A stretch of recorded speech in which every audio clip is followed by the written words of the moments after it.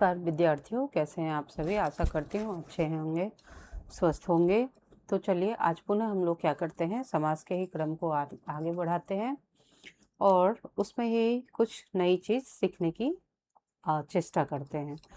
तो आइए समय को ना व्यर्थ करते हुए क्या करते हैं, ये जो तृतीया तत्पुरुष इत्यादि है, ये जो तृतीय तत्पुरुष इत्यादि है वो हम लोगों ने देख लिया था। अगर आपने नहीं देखा है तो आप प्रीवियस वीडियो में जाके देखेंगे, समास पार्ट 1 में, तो आपको मिल जाएगा। ठीक है। तृतीय तत्पुरुष करण से द्वारा अर्थ में तथा सम सदृश पूर्वहीन कलह निपुण मिश्र श्लक्षण आदि शब्दों में होता है। ये हम लोगों ने देखा था। उदाहरण बहुत सारे यहाँ पे दिए गए हैं। चतुर्थी भी देख लिया था, पंचमी भी देख लिया था। षष्ठी से अभी पढ़ते हैं। क्या है, षष्ठी विभक्ति वाले पदों का प्रायः शब्दों के साथ संयोग होने पर षष्ठी विभक्ति तत्पुरुष समास होता है। अब जैसे में ये क्या बता रहे हैं, आइए देखते हैं। जैसे देशस्य भक्तः, षष्ठी का चिन्ह क्या होता है, का। ठीक है, का के। तो देश भक्त, देशस्य भक्त, देश का भक्त। राष्ट्रपति ही क्या होता है, राष्ट्रस्य पति ही, राष्ट्रपति। पशुपति ही, पशुनाम पति, पशुओं का पति। कौन होते हैं पशुपति, बताइए थोड़ा। सूर्योदय का क्या हो जाएगा, सूर्यस्य उदय, सूर्य का उदय। ठीक है, सूर्य जब उदय होते हैं उसे ही क्या बोलते हैं, सूर्य का उदय होना, सूर्यस्य उदय। राजपुत्र, राजपुत्र राजा का पुत्र। नरेंद्र, नरानाम इंद्र, नरों का इंद्र। ठीक है। और उसके बाद क्या है, विद्यालयस्य, विद्यायाः आलयस्य, विद्यालयः विद्या का घर। गंगा जलम, गंगायाः गंगा का जल। ठीक है। देव भाषा, देवानाम भाषा, देवताओं की भाषा। ओके, तो चलिए मूव ऑन आगे। अब चले हम लोग सप्तमी तत्पुरुष समास पे चलते हैं। सप्तमी तत्पुरुष क्या होता है, में अर्थ में होता है। आइए इसे एक बार फिर गहनता से देखें। सप्तमी विभक्ति वाले पदों का कहाँ कहाँ प्रयोग होता है, कुशल के साथ, सौंड के साथ, निपुण के साथ, पटु, प्रवीण, सिद्ध, शुष्क आदि शब्दों के साथ। किन किन शब्दों के साथ, कुशल के साथ, ठीक है, उसके बाद सौंड के साथ, निपुण के साथ, निपुण के साथ, पटु के साथ, प्रवीण, सिद्ध, सिद्ध, शुष्क आदि शब्दों के साथ, शुष्क के साथ क्या होती है, सप्तमी विभक्ति। विभक्ति लगती है किनके साथ, कुशल के साथ, सौंड के साथ, निपुण के साथ, पटु के साथ, प्रवीण के साथ, सिद्ध के साथ और शुष्क के साथ। आइए इसे क्या करते हैं, उदाहरण के माध्यम से बहुत अच्छे से जानते हैं।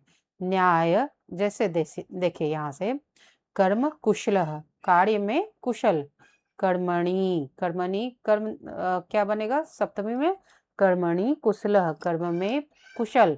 वाक्पटुः, वाची, सप्तमी विभक्ति में वाची बनेगा, वाची पटुः। क्या है, भाषण में पटु और बोलने में पटु। न्याय प्रवीण, न्याय प्रवीण। नीति निपुण, नीतौ निपुण, नीति में निपुण।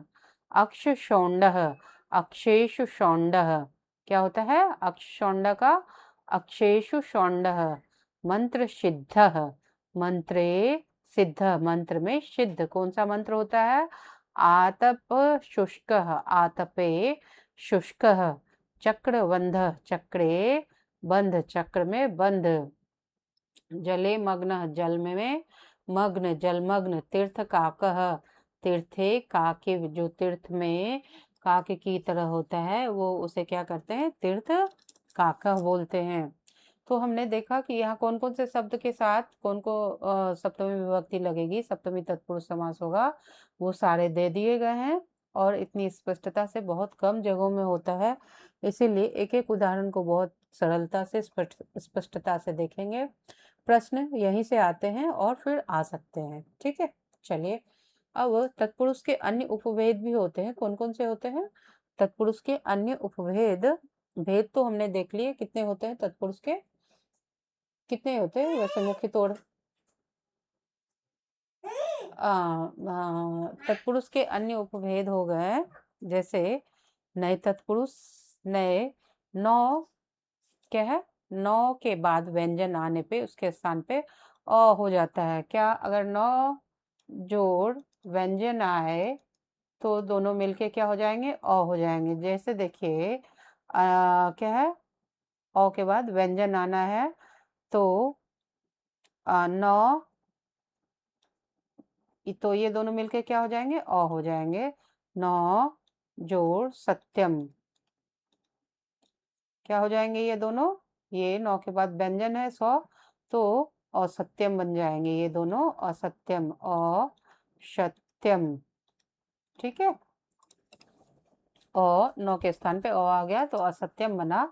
परंतु नौ जोड़ स्वर हो तो वह क्या होता है, अ बनता है। जैसे देखिए, नौ जोड़ स्वर इक्वल टू अन हो जाएगा, ये अन। ठीक है, अब आइए इसे देखते हैं क्या है। नौ अश्वः, नौ जोड़ अश्वः क्या बन गया, अनस्वः, अन, अनस्वः। ठीक है, ऐसे ही नौ अनस्वः, नौ जोड़ अश्वः, देखिए स्वर आ रहा है तो यहाँ अन आदेश हो गया, अन बन गया। व्यंजन आ रहा है तो अ केवल आया है, नौ नहीं आया है, अन नहीं आया। देखिए अन्याय, ठीक है, अधर्म, नौ धर्म, अधर्म अ आया है, अनिश्वर, नौ ईश्वर, अन आया है इसलिए क्योंकि यहाँ आगे स्वर है। अनुपस्थित, न उपस्थित, अनुपस्थित स्वर है यहाँ पे, न उपस्थित अन हो गया इसलिए अनेक, न एक, अनेक। अब्राह्मण, न ब्राह्मण, यहाँ व्यंजन है इसलिए केवल अ आया है। असत्यम, न सत्यम, यहाँ व्यंजन है इसलिए केवल यहाँ पे अ आया है। अस्वस्थ, न स्वस्थ, अस्वस्थ हो गया, व्यंजन है इसलिए केवल न आया। अनर्थ, न अर्थ, स्वर है इसीलिए अन आ गया। ठीक है, न ऋतम, अनृतम हो गया। अमोघ, न मोघ, व्यंजन है इसीलिए केवल अ आ गया। ठीक है, तो आज हम क्या करते हैं, ये अलुक समास को भी एक बार देख ही लेते हैं। अलुक समास यदि तत्पुरुष के पदों के बीच की विभक्ति का लोप ना होता है, जैसी विभक्ति है, समास हम लोग कैसे बनाते हैं, विभक्ति का लोप करके ही तो पदों को समस्त कर देते हैं। परंतु जहाँ क्या होता है, विभक्तियों का लोप नहीं होता है, उसे ही अलुक समास कहते, अलुक समास कहते हैं। अब क्या है, परस्मय पद। देखिए परस्मयी पदम, परस्मय जोड़ पदम, परस्मय पदम हो गया। युधिष्ठिर का क्या हो गया, युधि स्थिर, युधिष्ठिर, युधि स्थिर, युधिष्ठिर। दिवंगत, दिवम गतः, दिवम गतः, दिवंगतः। ठीक है, दिवम अर्थात आसमान में, दिवम माने क्या होता है, जो चले गए हैं, जो क्या हो गया, जिनका देहांत हो गया है, जो दिवंगत हो गए हैं। तो यहाँ देख रहे होंगे दिवंगत है, उसमें कोई परिवर्तन नहीं हुआ है। जहाँ भी हुई है आप देख रहे होंगे यहाँ की संधि हुई। अब कौन सी संधि हुई है ये थोड़ा यहाँ पे बताइए मुझे, एक बार कमेंट बॉक्स में मैसेज कीजिएगा। आत्मनेय पदम, आत्मनेय, आत्मनेय पदम। देखिए जस के तस उतर रहे हैं, कोई विभक्ति का लोप नहीं हो रहा है, इसीलिए ये अलुक समास हो गया। गविष्ठिर, अच्छा यहाँ पे स्थिर है और यहाँ पे स्थिर कैसे बन गया, थोड़ा ये भी बताइए। मनसिजह, मनसिजह, जो मन से उत्पन्न होता है उसे मनसिज बोलते हैं। ठीक है, तो ये हम लोगों ने देखा अलुक समास। अगर आपको चैनल अच्छा लगा हो या आपके कुछ कार्य का हो तो आप चैनल को ज़्यादा से ज़्यादा लाइक करें, शेयर करें अपने मित्रों तक, और क्या करें, प्रतिदिन कक्षा से जुड़े रहें। तब तक के लिए नमस्कार, शुभ रात्रि।